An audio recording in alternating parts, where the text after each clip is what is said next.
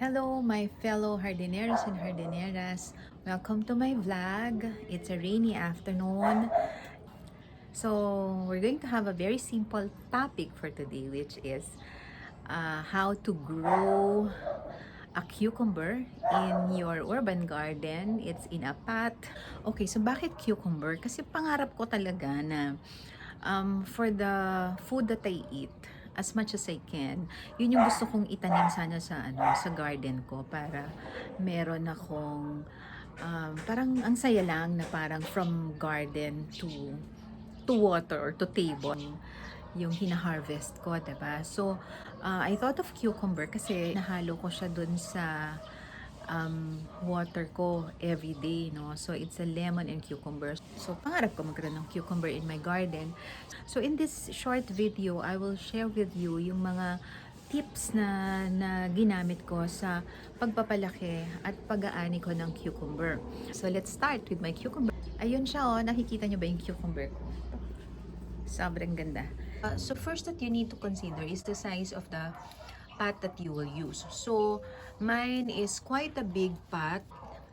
So that's the first thing that you should consider. After considering kung ano yung size ng pot, and then you will decide on how many plants you can put in that size of pot. Kasi as I mentioned in my previous vlog, dapat yung pot natin kayang-kaya niya ma-accommodate yung na mabigyan ng nutrients yung number of plants na itatanim natin sa kanya.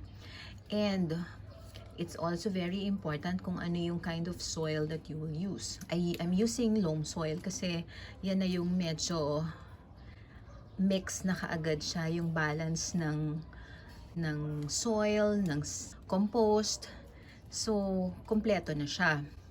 So, I had two pots. One, I have another one here. Okay, so both of them have two plants each. When this cucumber starting to trail, nag-request ako sa husband ko kung pwede niya akong gawa ng trellis for my cucumber.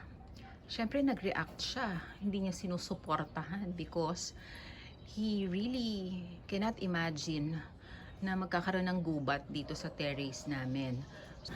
But as always, if you really believe na pwede at kaya mo siya, you will be able to make ways kung paano siya mangyayari. That's why, nagawan ko siya ng paraan with this shelves that my plants are arranged. So, siya na rin yung ginawa kong trellis for my cucumber. So, you just have to discipline them kung saan siya kakapit. You know, nagpapatulong siya minsan sa mga nagpapatulong siya sa ibang plants. Ayan, kumakapit siya with this one, no? Kaya-kaya niya, iniikot-ikot niya lang yan dyan. Guide ko lang siya kung saan siya dapat pumunta. And nagawa naman niya, umakyat siya dyan up to there. Ayan. Tapos, and then the other group, eto naman siya, umakyat siya. Yun, i-discipline mo lang siya kung saan siya gusto mong pakapitin. And then, nandun na siya. Now, we'll go to pollination. Kasi, syempre, this is just an urban garden, no? At nasa second floor pa yung terrace ko. Pero I'm so proud to share with everyone that ang garden ko ay may mga visitors na siya na mga natural pollinators, no? So in the morning, I would sometimes see them, the butterfly, ganyan, and the bees, they visit my garden, and then they, you know, the usual natural pollination. But then, there are some gardens na talagang walang mga visitor na natural pollinator. You can also do manual pollination. If you can see, yung cucumber, meron siyang, so that's male flower, and then there's a female flower. Female flower naman, ang difference niya is, magsa-start siya kaagad na may bunga, tsaka lang lalabas, nasa dulo niya yung flower. So, ito yung female flower. So, itong flower na to, yung female flower, has to be pollinated. So, kung wala kang natural pollinator, you can do manual pollination. So how does it go? So as I mentioned, ito yung female flower. You see, meron siya ditong, ito nag-start yung fruit niya, tapos ito yung flower niya. So what you will do is you get male flowers. Ito yung male flower. So you have to remove the petals. Tapos, so you just have to open it. And parang ipagkikis mo sila kasi mag-ipopollinate mo nga siya. Kung natatandaan nyo ang ating science class long time ago, yung stigma, yung pollen, na-remember nyo ba yon? So this is how it should go. Yan.